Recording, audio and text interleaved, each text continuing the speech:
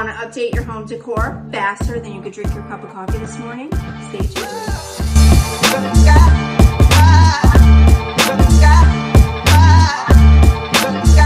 Hey everyone, I'm Amanda with Sweet Pieces, and I am here today with a home decor transformation hack.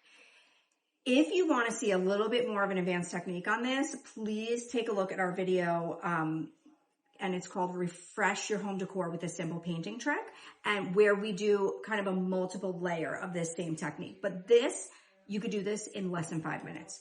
I have my Jolie matte finish paint. I have my 2-inch chip brush.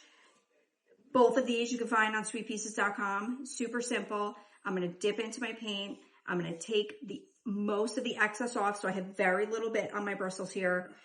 This lamp is so cute. It's just too brown. So I'm going to give it a little update. We call this dry brushing, and I'm basically just kissing the top layer of this ever so slightly. Okay. Are you timing me? Are you timing me? You should be timing me because this is going to go really, really fast. So I'm just I'm tapping, I'm brushing. I'm if you can see, this lamp already had kind of like a painted texture to it. So I'm just using my Jolie paint to kind of go on top of that texture and just make it more white than this dreary brown. Although, I don't know, I'm kind of starting to dig brown again. I didn't think that was ever going to happen, but it's totally coming back. So just keep dipping, and the key here is don't have a lot of paint on your brush because it's super simple to keep adding paint. It's a little bit more challenging if you put too much paint on your on the piece.